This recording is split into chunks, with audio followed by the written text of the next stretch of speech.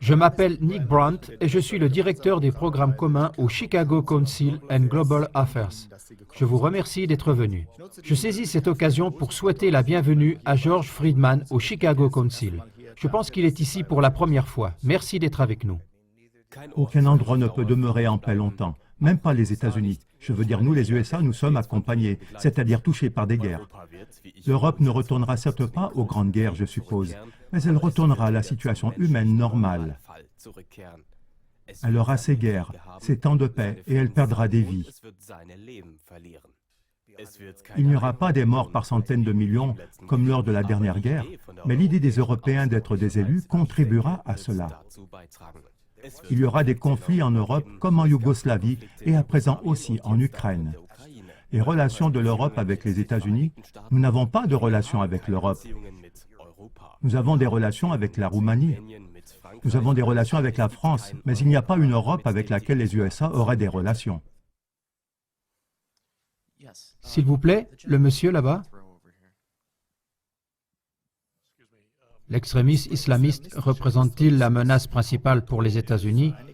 Et va-t-il mourir ou va-t-il se maintenir à l'avenir?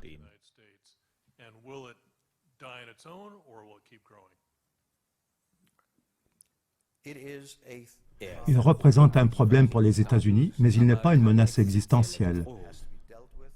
On doit s'en occuper de manière convenable. Nous avons d'autres intérêts concernant la politique extérieure. L'intérêt principal de la politique extérieure des États-Unis pendant le dernier siècle, lors de la Première et de la Deuxième Guerre mondiale, et lors de la guerre froide, c'était les relations entre l'Allemagne et la Russie. Parce que unis, ils représentent le seul pouvoir qui pourrait nous menacer. Notre but principal est de nous assurer que cela n'arrivera jamais. Si vous étiez Ukrainien, vous regarderiez qui serait le seul à pouvoir vous aider, et c'est les États-Unis. La semaine passée, ou il y a environ 10 jours, le commandant en chef des forces terrestres américaines en Europe, le général Ben Hodges, est allé en visite en Ukraine. Il y a annoncé que prochainement, les conseillers US allaient officiellement venir en Ukraine. En fait, il a distribué là-bas des médailles aux combattants ukrainiens, ce que le protocole militaire US défend. Les médailles ne doivent pas être données à des étrangers. Mais il l'a fait parce qu'il voulait montrer que l'armée ukrainienne est son armée. Ensuite, il est parti. Et les États-Unis livrent des armes, du matériel d'artillerie et d'autres matériels militaires aux pays baltes. Les pays baltes, la Roumanie, la Pologne et la Bulgarie, c'est un point très intéressant. Et hier, les États-Unis ont annoncé qu'ils ont l'intention de livrer des armes en Ukraine. Ceci a été démenti, mais ils le font. Les armes vont être livrées.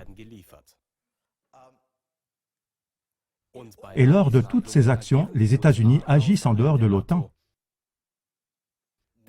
Parce que les décisions de l'OTAN doivent être prises à l'unanimité de tous les membres de l'OTAN. Le but de tout cela, c'est que les États-Unis installent un cordon sanitaire, une ceinture de sécurité autour de la Russie, et la Russie le sait. La Russie pense que les États-Unis ont l'intention de démanteler la Fédération russe. Je pense, nous ne voulons pas les tuer, mais juste un peu les blesser, leur affliger des dommages.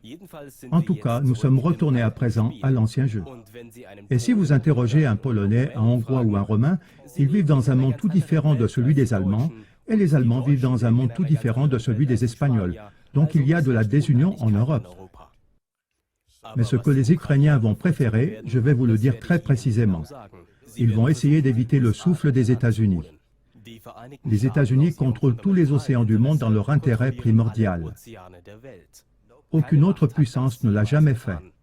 Pour cette raison, nous intervenons auprès des peuples dans le monde, mais eux, ils ne peuvent pas nous attaquer. C'est une belle chose.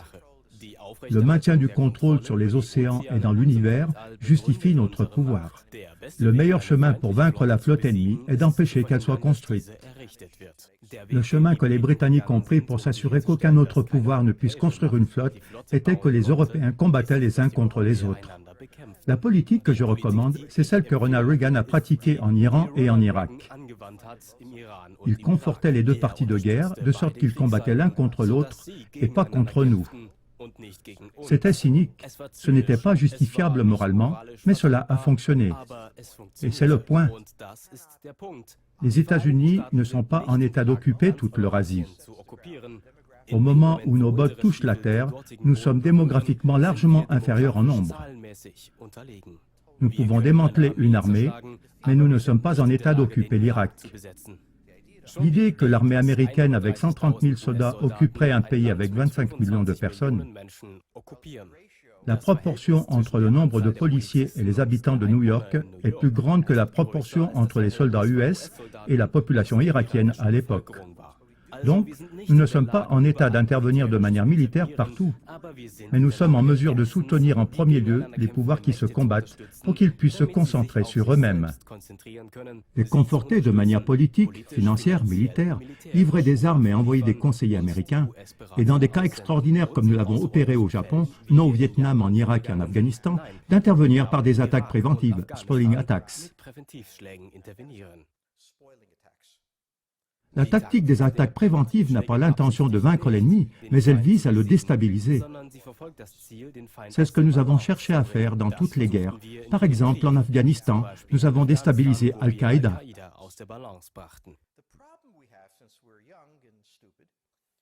Le problème que nous avons, c'est que nous déstabilisons les ennemis, et au lieu de dire « nous avons bien fait notre job, rentrons à la maison », nous disons « oh, mais comme c'était facile, installons encore une démocratie ici ». C'est le temps de faiblesse qui nous était tombé dessus. C'est pourquoi la réponse est que les États-Unis ne peuvent pas intervenir militairement partout en Eurasie. Il faut qu'on intervienne sélectivement et aussi rarement que possible.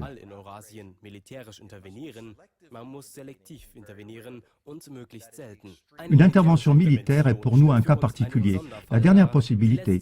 Nous ne pouvons pas envoyer des troupes US à la première étape. Mais quand nous envoyons les troupes US, et ceci nous l'avons déjà bien compris par expérience, l'intervention doit s'opérer de manière limitée et non parvenir à des dimensions gigantesques. Espérons que nous l'avons compris cette fois. Habituellement, cela prend quelque temps pour les enfants d'apprendre leurs leçons. Mais vous avez absolument raison. Nous ne pouvons pas intervenir partout comme un empire. À l'époque, les Britanniques n'ont pas occupé l'Inde.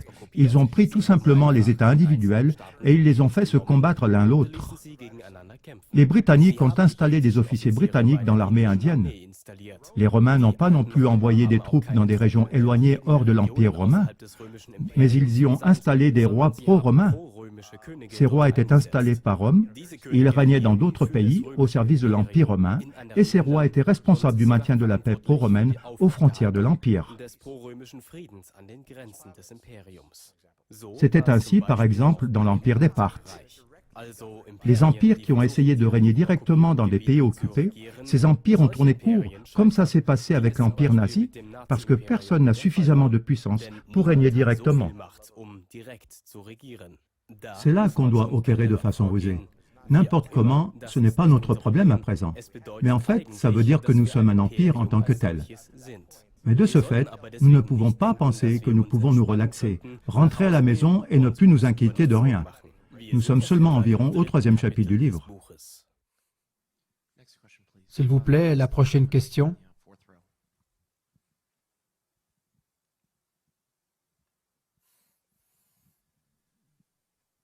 Si je vous ai bien compris, l'euro, la monnaie européenne, ne survivra pas.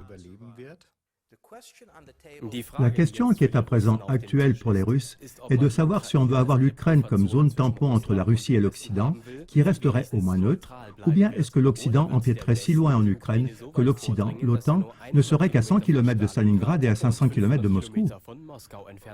Pour la Russie, le statut de l'Ukraine est une question existentielle, et les Russes ne peuvent pas si simplement s'en aller, lâcher ce qui concerne cette question. Si la Russie continue à s'attacher à l'Ukraine, les États-Unis devront arrêter la Russie.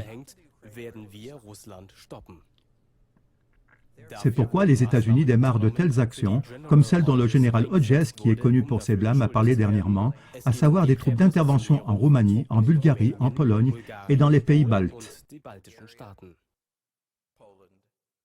Ce faisant, on justifie l'intermarium, le pays entre les mers, le territoire entre la mer Noire et la mer Baltique. M. Pilsudski a élaboré ce concept. Et c'est la solution préférée des États-Unis.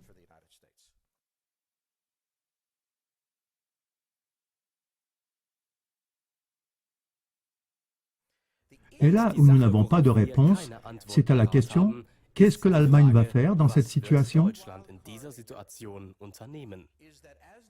La variable réellement inconnue en Europe, ce sont les Allemands.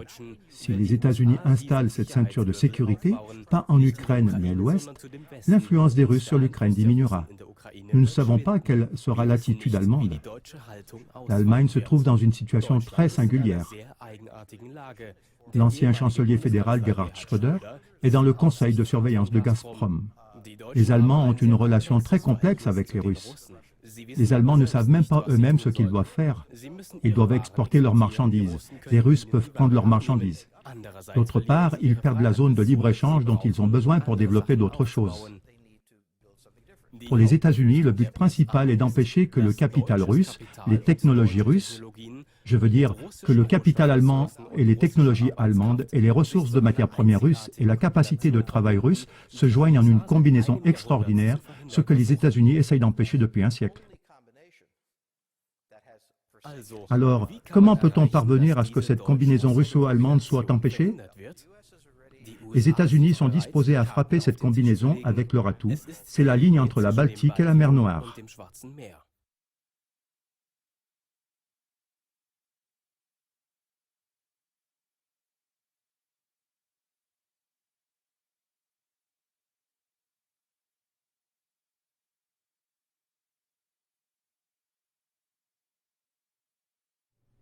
Pour les Russes, la question primordiale est que l'Ukraine devienne un pays neutre et pas un pays pro-occidental. La Biélorussie, c'est une autre question.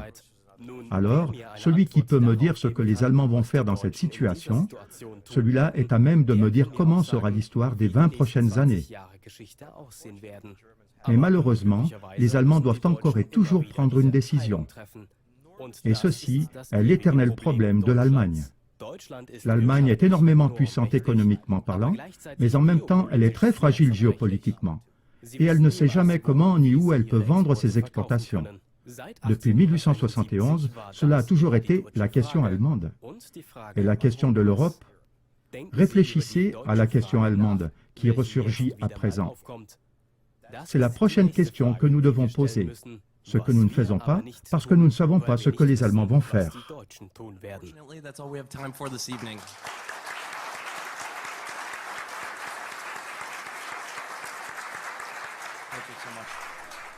Un grand merci à George Friedman et aussi un grand merci au Club de Chicago d'avoir sponsorisé cette soirée. Au revoir et bonne soirée.